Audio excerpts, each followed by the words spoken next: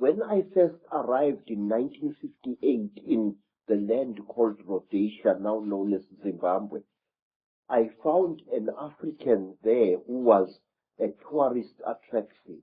He was a game warden who made strange sounds, calling out, and as he called out, these strange lizards, the only type of lizard anywhere on earth which responds to the human voice, used to come out of cracks and out of holes in the ground and to gather around this African. And it was this African game warden who told me that the sounds he is making are not just noise. They are the speech of the Chitauri star gods. This staggering coincidence that Cecil Rhodes, one of the greatest Illuminati frontmen, perhaps certainly of modern times, who did so much to imprison Africa, should choose to be buried at the point where this is all going on. You see, Cecil John Rhodes went his way into the hearts of Africans, and in their despair, wise men of the Mashona people, wise men of Matebele people, tried to make Cecil John Rhodes one of them. They told him about the secrets of the Matopo Mountains, that under the Matopo Mountains lies a city of great wisdom, which is the home of the last survivors of the Chitauri god beings in that part of Africa. And if you go to the Matopo Mountains and you carry a 4-pound hammer and you strike certain parts of that landscape with that hammer, it gives out a hollow sound which shows you that there are caverns deep underground. There are two sets of mountains. There is the Matopo Mountains, and then to the east of Zimbabwe, there are the great mountains known as the Inyangani, the Weeping Moon Mountains. There, even now, people disappear without trace. Sometimes a person would disappear for several days and reappear a few days later, not knowing where he had been or where she had been. And white people have disappeared there. Black people in their thousands have disappeared there. It was there that I also went missing for 4 days in 1959 in one of the most traumatic experiences of my life. What happened? Well, it's a long story, sir. My teacher, Elizabeth Moyo, had sent me to get a special herb which grows only on the foothills of those mountains. It was just an ordinary day like any other, just beautiful day like this one outside here. And I love the African wilderness. I'm at home in the bush, especially in the days when I was still in good health. I love the animals. I love their smell, and I love the smell of the vegetation. And I was looking for this herb when all of a sudden a bright blue mist fell all around me. It took me some time to react to this strange thing. It was a hot day, and all of a sudden the temperature around me dropped. It was as if I was on the slope of a very cold mountain, but it was a warm day. And then the next moment, I was in what appeared to be a metal-lined tunnel, a caving tunnel, and I was lying on what looked like a workbench, a very large workbench of some kind, an iron table which an engineer or somebody working with metal would use for welding and cutting metal upon. But this workbench was very brightly polished. And there I was lying there with my trousers missing and only my khaki shirt, when I saw again through what appeared to be like blue mist a number of moving objects, which at first I thought were dolls. And these objects were moving towards me. I noticed with mild surprise that they were very thin, short, human-like creatures with very, very large melon-shaped heads. The creatures had no noses,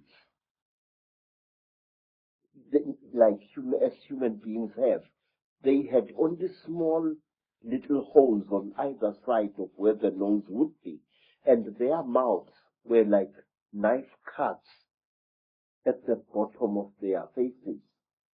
And these creatures were coming towards me.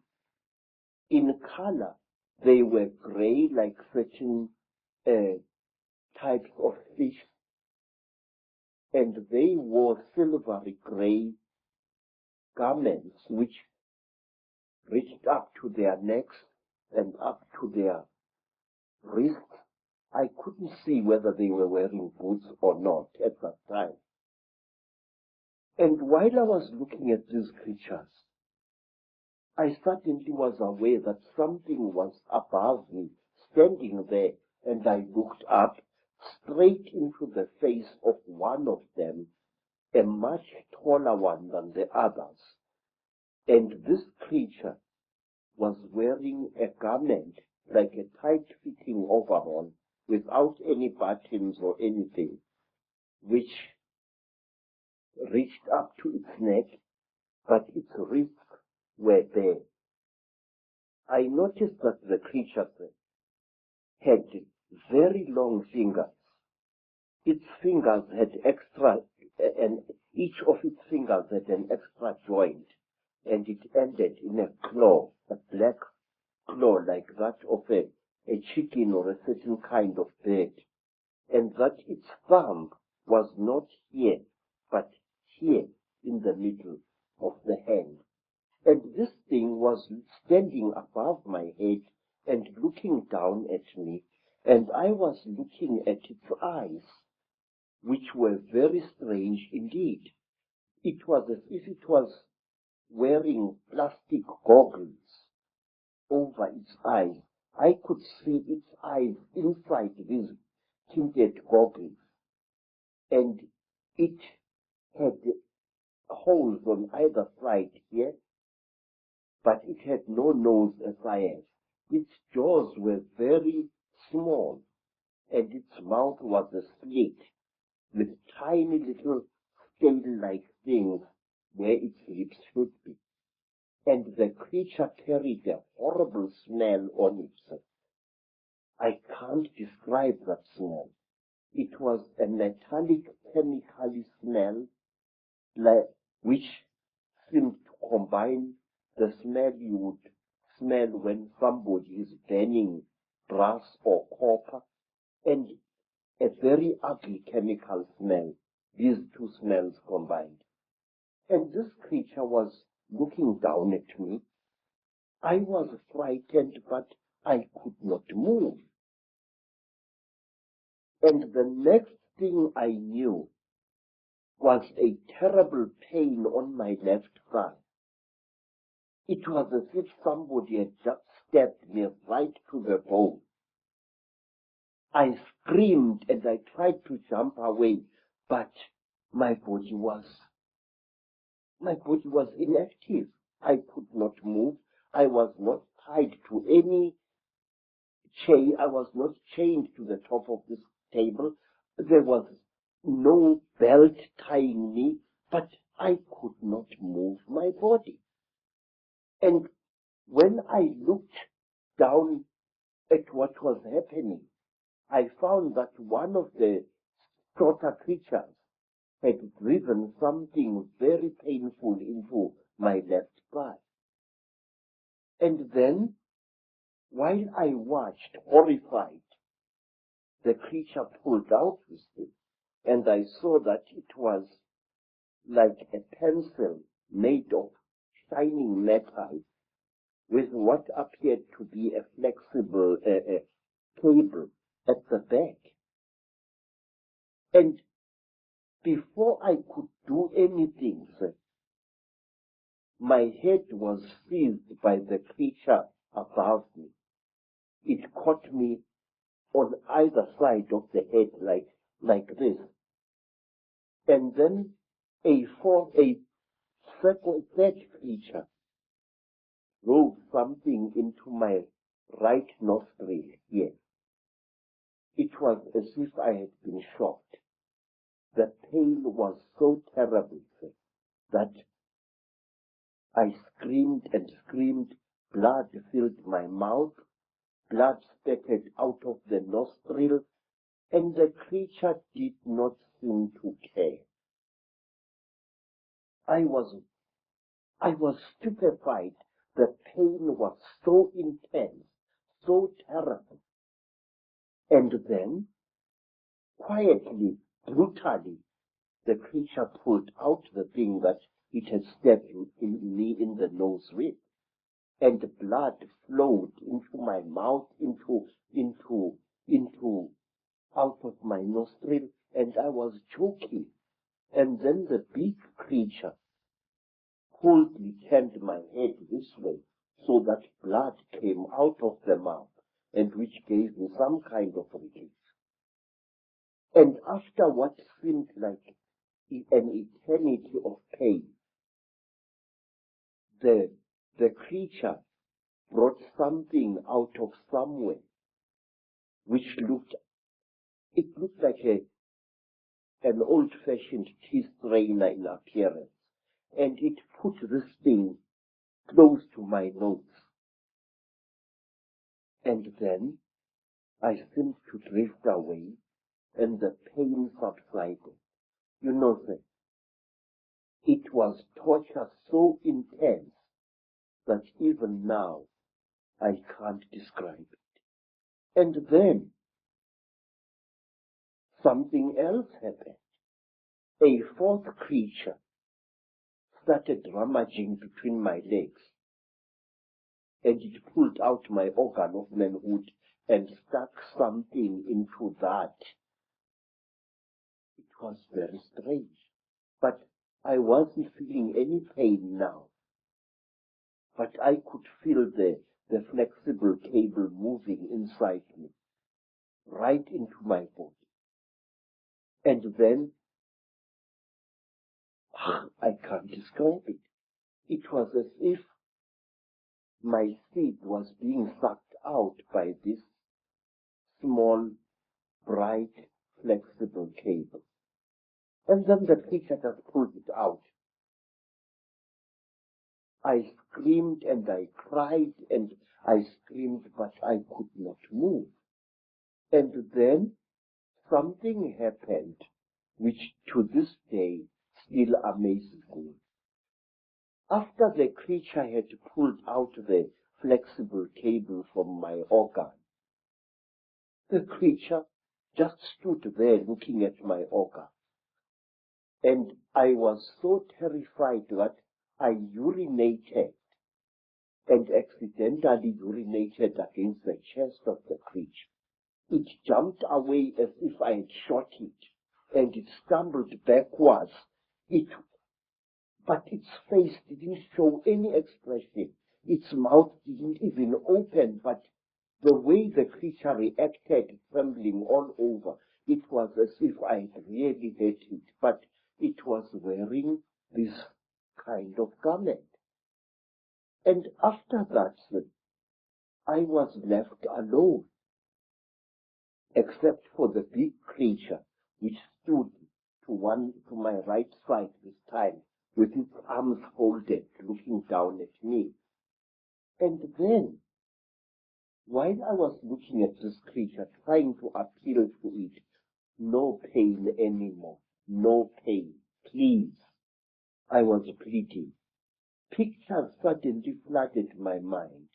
Pictures of buildings sunk in a red lake of water. Buildings rotting away. Buildings that appeared as if they had been bombed. And cities sunk in terrible mud. Trees sticking out like rotten ghosts. Trees without leaves, without branches, sticking out of the mud as if they'd been poisoned. I saw visions of this. And then, through an entrance which I had not seen before, came a strange and terrible being.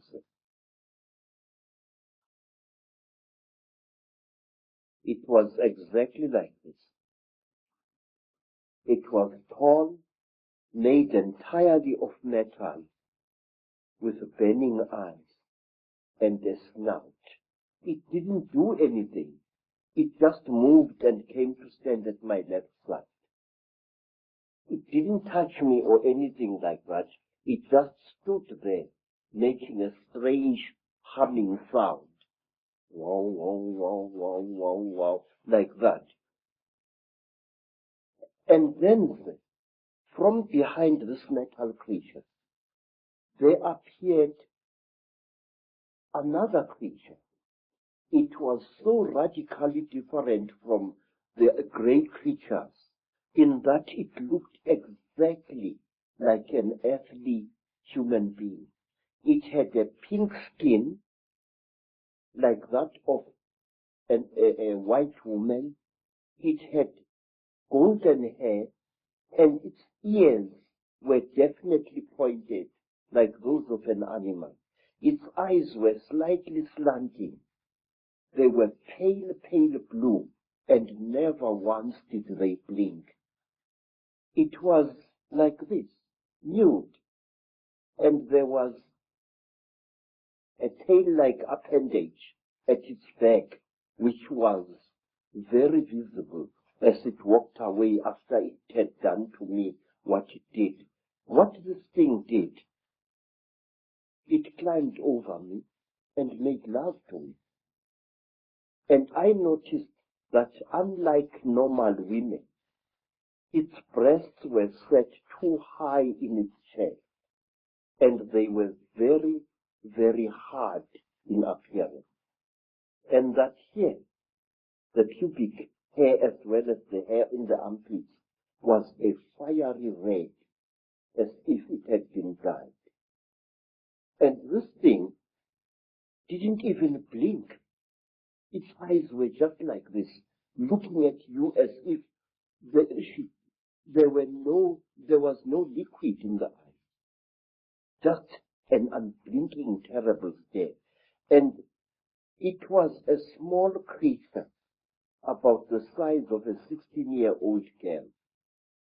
But it was very heavy as it sat on top of me. And there was no emotion in that whole nonsense. There was no, and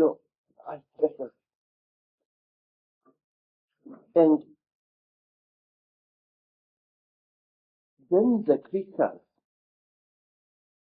took me out of that room after the metal creature and this pink creature had gone.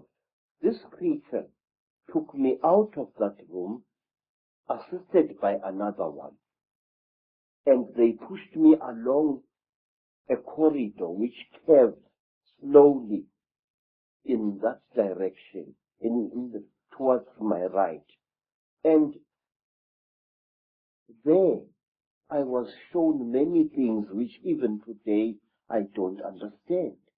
I was shown little versions of this creature swimming in huge cylinders made out of what looked like brass, in a pinkish liquid, like ugly little little frogs inside the liquid. They looked like aborted human fetuses. They were very, very terrible and disgusting. And then we came to another room, and there I saw a number of people undergoing the same torture that I had undergone. One particular person whom I passed very close to was a white man, definitely a European, with a yellowish beard and moustache and long, straggly blood-crusted hair. This man looked into my eyes and I looked into his eyes, and we were so close we were as I went past him. Then, to cut a long story short, I found myself in the bush again. But I was wearing only my shirt. My boots were gone, and so was my trousers. So I took off my shirt and wore it around my waist as a loincloth. And I started traveling, not knowing really in which direction I was going. Then I came to a track, and I walked along that. And some time later, I saw people coming towards me.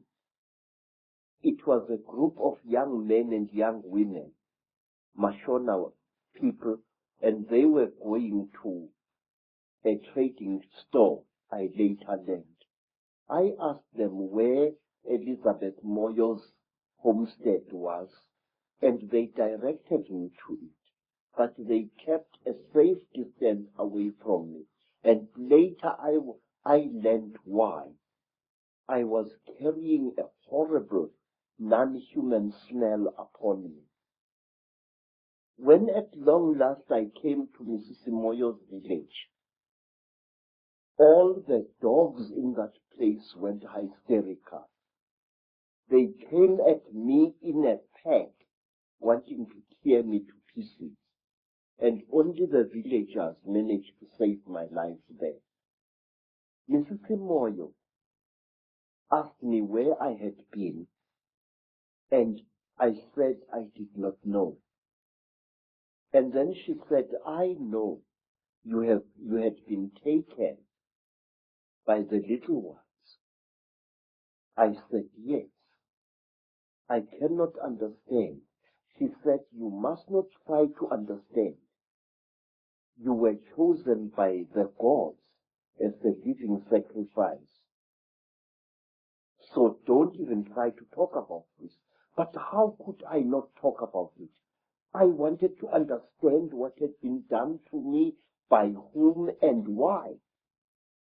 Even now, sir, I still want to understand what it was all about. And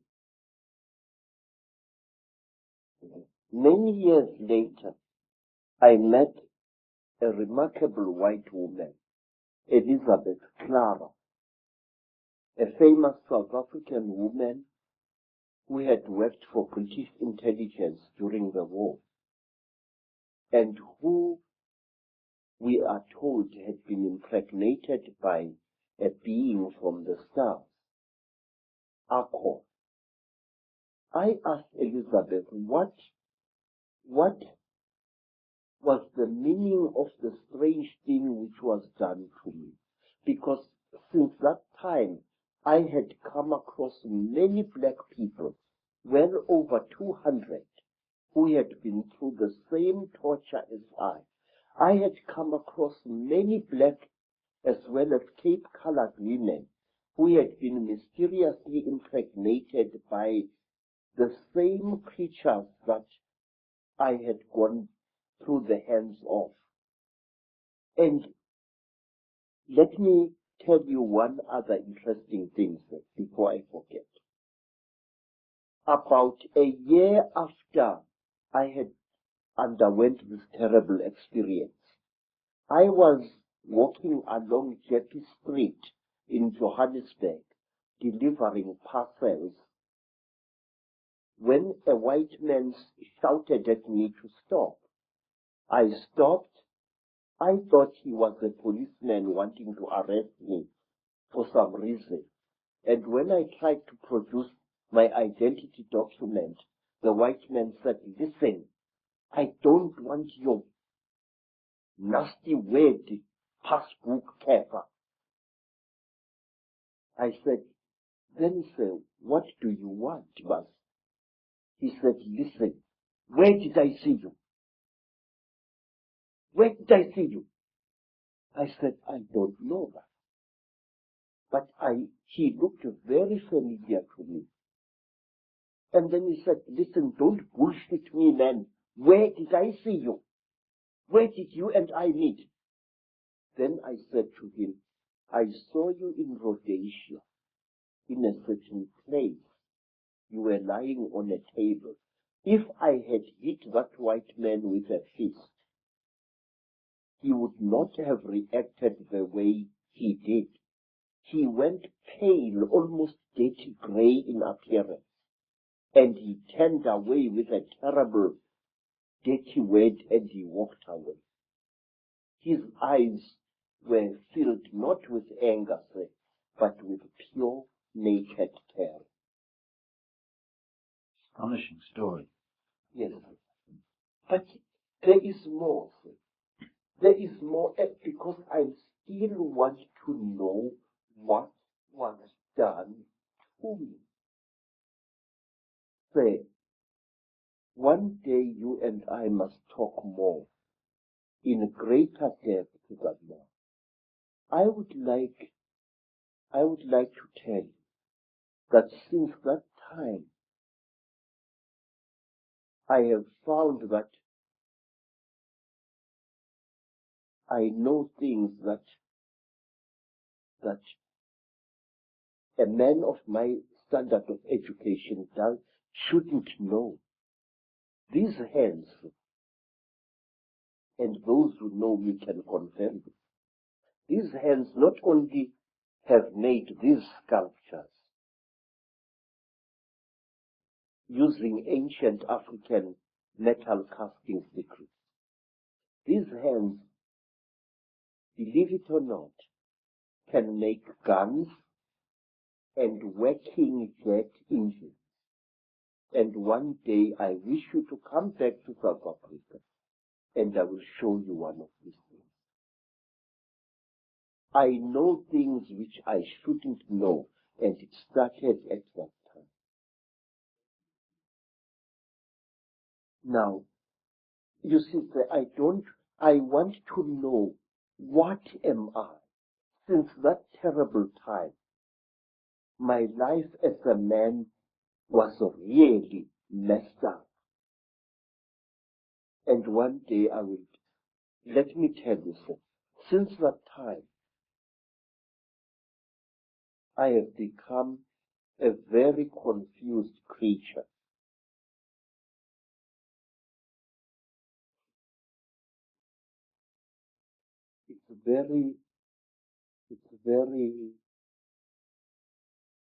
It's embarrassing, really. But since that terrible day, I became bisexual, which to me as an African is very, very disgusting. Since that time, my mind doesn't seem to be my own. I think about things that a man like me shouldn't bother himself about. I worry about people. It's sickening that I have ruined my life because of worrying about people. I feel that I want to take every human being on this earth by the shoulders, shake them roughly and say, listen, Pastor, there is more to this earth than you think. Say, I have seen the child. I have smelt her.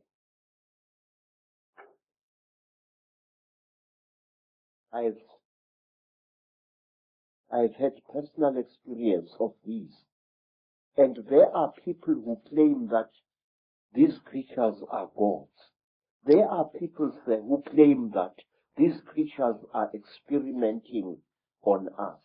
That is a lot of rubbish. These creatures are harvesting us. These creatures are not aliens, Mr. Ike. These creatures are sexually compatible with our women. And what does that tell you?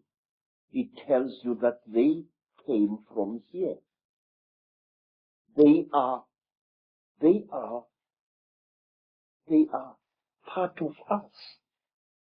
And this makes them all the more dangerous. They know us very, very, very well. They know the great weaknesses of our minds, just as they know the great strength of our minds. They operate in what I call the gray area of human existence. That side of our lives which we don't want to acknowledge the existence of. They create, African tradition says that the Chitauri,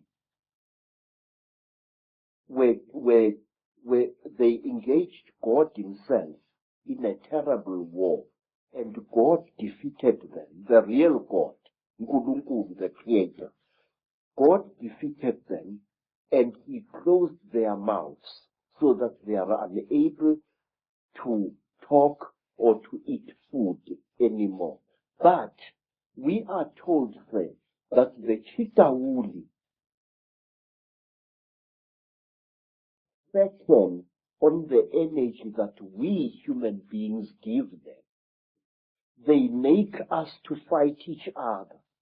And when the whole land is drowning in death and fear and terror, when hundreds and hundreds of people are angry and afraid, the Chitauri get fed because they eat that what we call the dark power, which is brought about when human beings destroy the planet on which they live.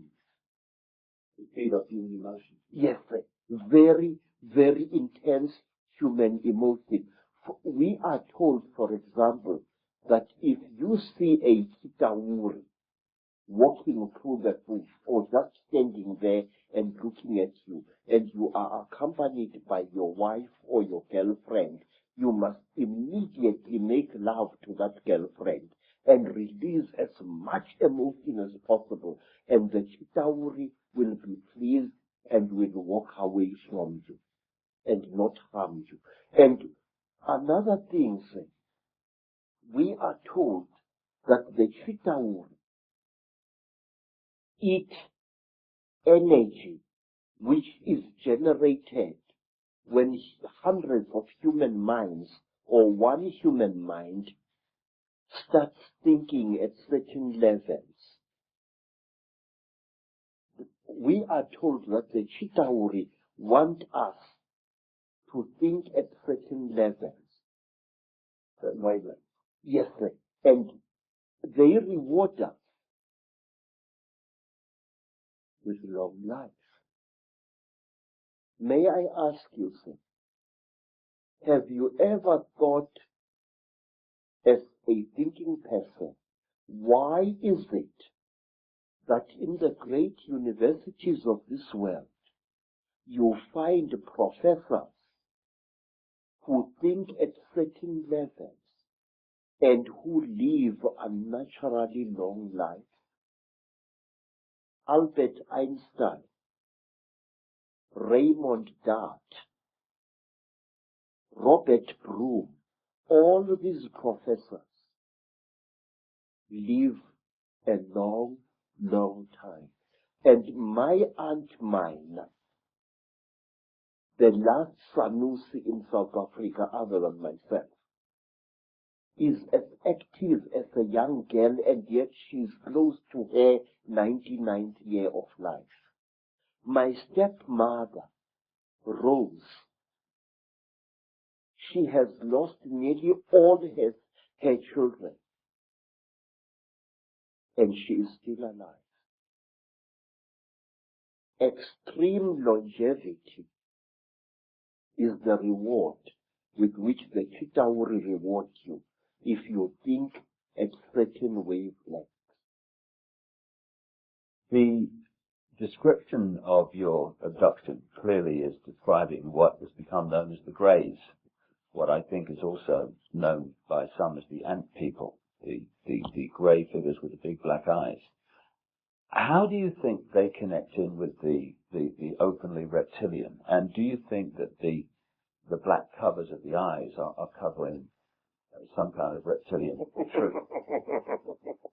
Say, the so-called grey aliens are actually the lackeys and the servants of the Chitau. If you see a Chitau and you see this, there is very little racial difference.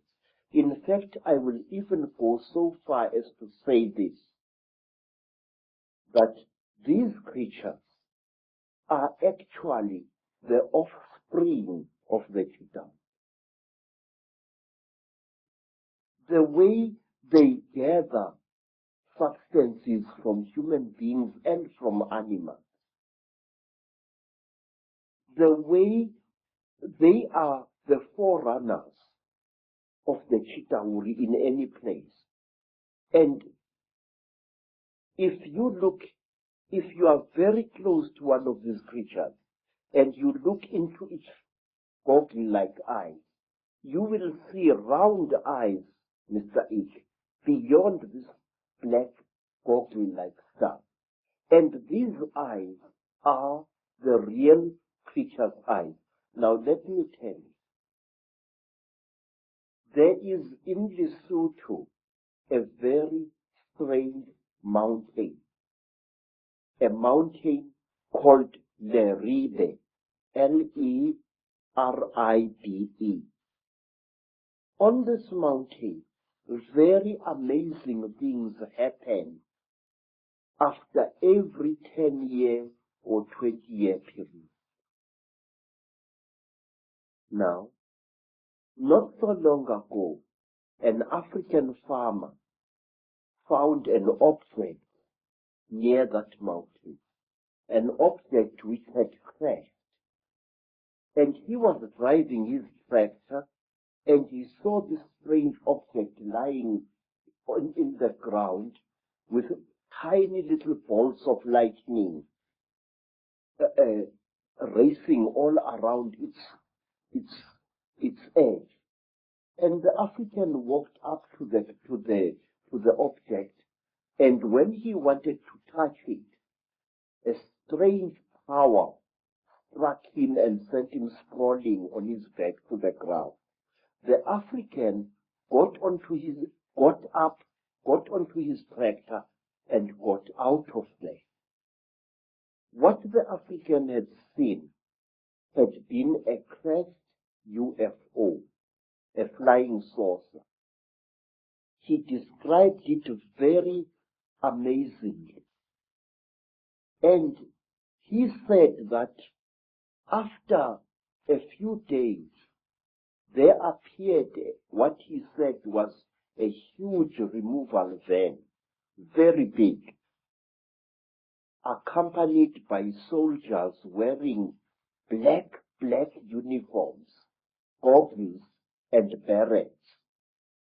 And these soldiers lifted the object into the van, and the van drove away. But when people came to the site, they saw that something had fallen there, but they saw no heavy tire tracks of the vehicle that the man had described.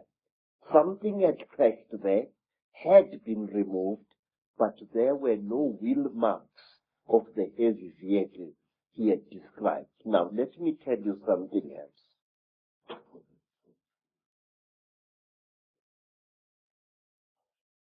It was in 1958.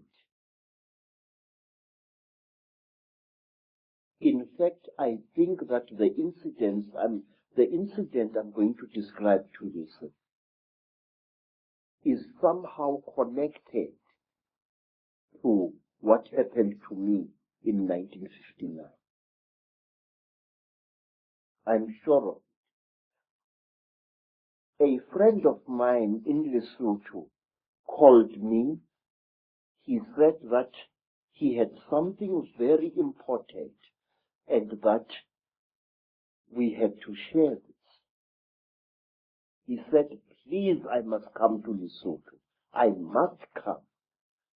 And I went there. And then I found that he had dug a hole at the back of his hut. And he asked me that he and I and his second wife should go into this hole on the night to come and there to share something very, very holy. Well, we went down the hole. We used a broken ladder, and there inside the hole, we ate small pieces of something. He told me to chew these things very thoroughly, as they were quite hard. I still had teeth in my face at that time. And I chewed and I chewed and I chewed and I chewed. But I noticed that what I was chewing was some kind of dry substance, and that it had the same taste that you would feel in your mouth if you sucked a copper penny. It had that coppery taste, like as if you were sucking an old copper coin. And then we left the hole and we went into his house. And on the following day, we all became terribly ill, very, very ill. Our skins erupted into a rash. It was very, very painful. It was very, very itchy. We bathed with urine trying to take the itching away, but it failed. We bathed with sheep dip, and it failed. And in the end, I could no longer breathe at all. My tongue appeared to swell many times its size. And then I got so sick I could barely open my eyelids. The skin was itching like mad, and I could barely breathe. And as the days went by, it was about a week, but it seemed like 100 years, slowly the rash subsided. And my skin began to peel,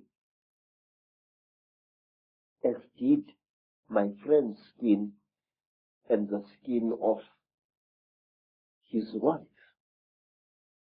We were very, very, very sick. And when I could speak, I asked him, what was the thing that you gave me to eat? This is the thing that has made us so sick. Why did you do this, my friend? He said, look, what we shared was something that can only be eaten while you are hiding in a hole. And that thing is the flesh of a god. I said, God? He said, yes. I said, but I am sick now. He said, wait, you'll recover. You either die within 2 days or you recover. Now we are going to recover because we are still alive after 2 days. Mr. A. I can't describe to you what happened next. I wish you to imagine that you are sick, weak, and feverish. Suddenly, you get stuck, staring, raving, laughing mad. We started laughing. It was utterly incredible. What had made us what had caused the laughter we did not know, but we laughed for hours, all three of us. And then, when our jaws couldn't laugh anymore, a new thing happened. My friend's eldest daughter gave us all water. And when I drank that water, my sense of taste was so heightened that I was utterly shaken. Ordinary water from a mountain spring tasted like, I don't know like what, like wine, like something out of I don't know where. My taste buds must have been souped up somehow. And then another feeling, which I cannot describe, fell over all of us. It was a feeling as if we were one with the entire universe. When I looked at a tree outside my friend's homestead, it was as if that tree was a multicolored living rainbow. When I looked at the mountain far away, my sense of sight was so intense that I could see colors beyond colors. I can't give you any other description. And then say, afterwards, I was very weak, but with a monstrous appetite. And then I left my friend's homestead and returned to South Africa. Every step of the way, I seemed like a person reborn. It was a feeling that no words can describe. And when I asked my friend by letter afterwards, what was this God flesh? He said it had been the flesh of a puana. What we call right? Yes.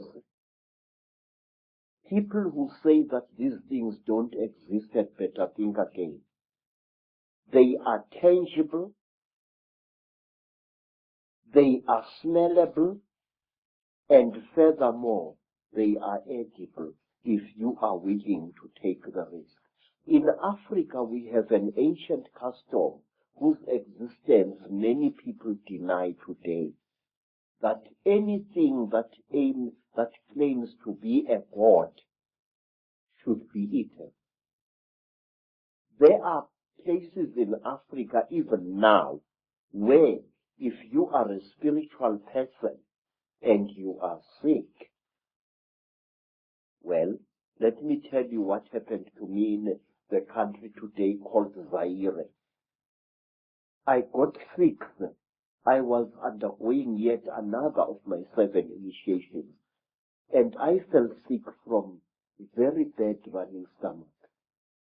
And I was so sick. Everything that my friends, white friends and black friends, could do failed to help me. And then, one night, some of my teachers came to me and requested that since I was going to die, would I please allow them the honor of eating me after death? Now, say, it's a very good thing to be invited to a dinner. but not when you happen to be part of the menu. And I recovered so quickly that I escaped from that area in one of their ramshackle buses, and I never went back. Thank you very much. Fear can be a wonderful medicine sometimes, and it was with me. Do you think, Credo, that those senses that you experience, that really heightened sense of everything, of oneness, of whatever, are the very senses that the Chittahuli have manipulated out of us? I do, sir. I do very much.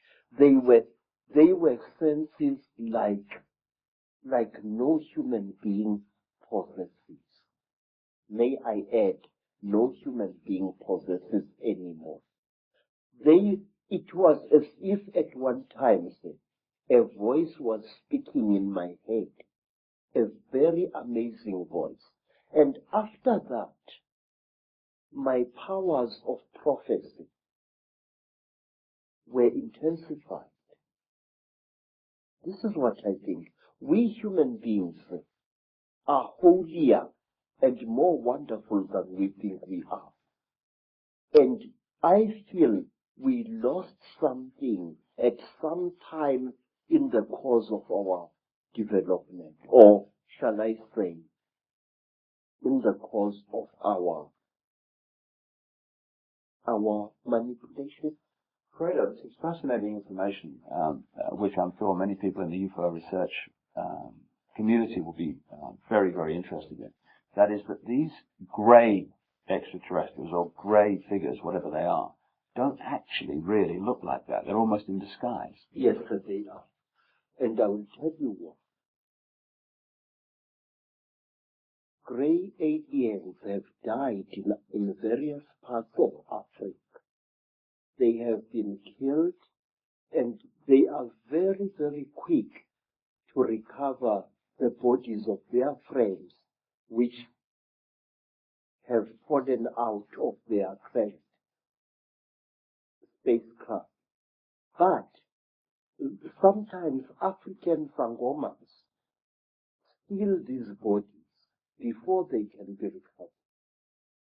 And believe me, sir, I have heard and I see that butchering a corpse of one of these creatures is extremely hard work. What you think is the skin of the creature is actually a tight-fitting costume that the creature is wearing. Under this grey costume, the creature, say, is pinkish white, like a freshly skinned animal, and its eyes are round with split pupils. These are goggles which the creature is wearing. Now, how do I know that? In order to dismember a creature like this, incidentally we call them mandingane in Zulu, which means the tormentors, the torturers. In order to dismember a creature like this, you need a brand new axe from the trading store, a heavy axe sharpened to a razor's edge in order to cut through the creature's skin. The creature's skin, say, is not adhering to the flesh. You know, my skin is clinging to my flesh, yes? But the creature, there is a gap between the creature's flesh and its supposed skin.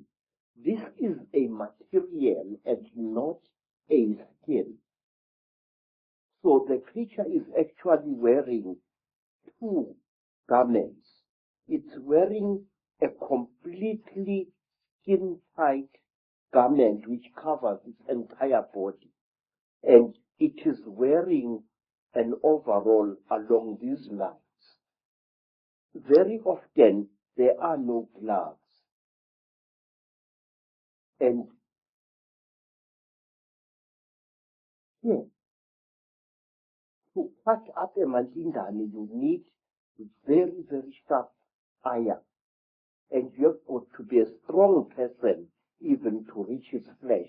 But once you have cut through the cover, the close-fitting covering, you can just open the whole thing and see the dead creature's flesh underneath it. Yes, sir. It is.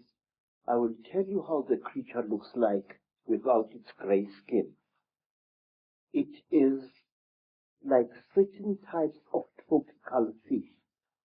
It's like the belly of that type of fish that is fried in South Africa to make fish and chips. That grey fish, that long grey fish. The texture of its real skin is like that. But the blood vessels are very close to the surface. In fact, not so long ago, Mr. Ike, right here in South Africa, several hundred school children, some black, some colored, were terrorized by a creature they called Pinky Pinky, a creature which looked as if it had been skinned alive. That was a Mandinga without its skin or costume.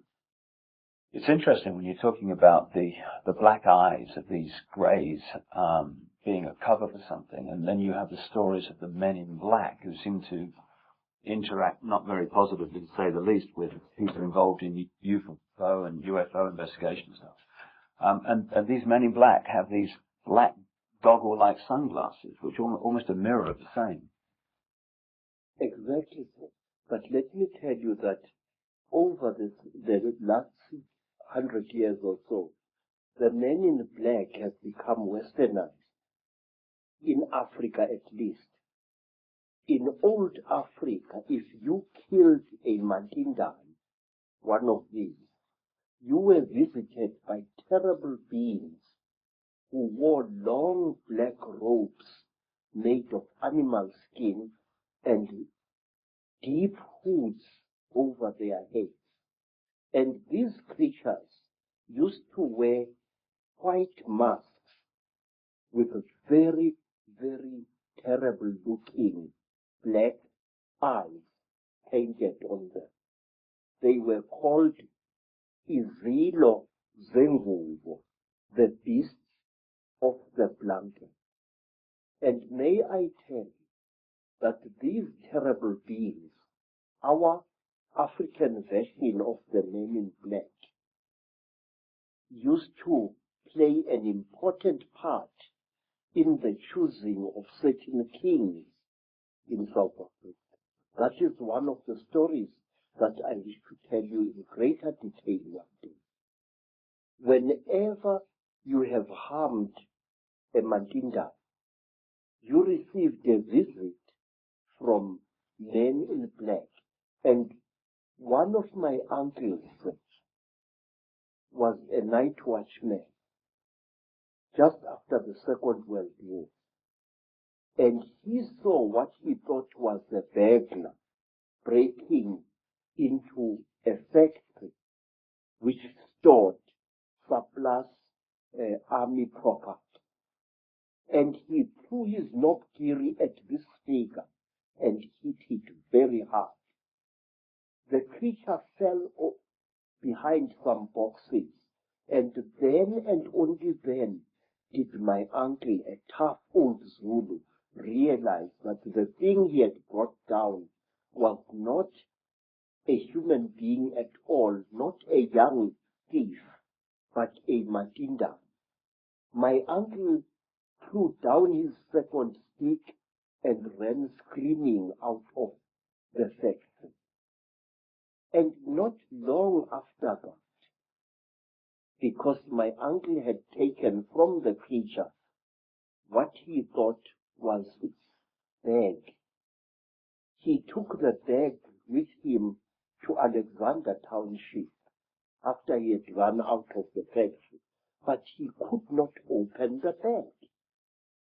And while he was sitting in the shack in Alexander Township, just near Johannesburg, there arrived at his flat two white men who posed as detectives. And these so-called detectives told my uncle's common law wife that she must give to them the bag that my uncle had taken from the little man. And she did, and they went.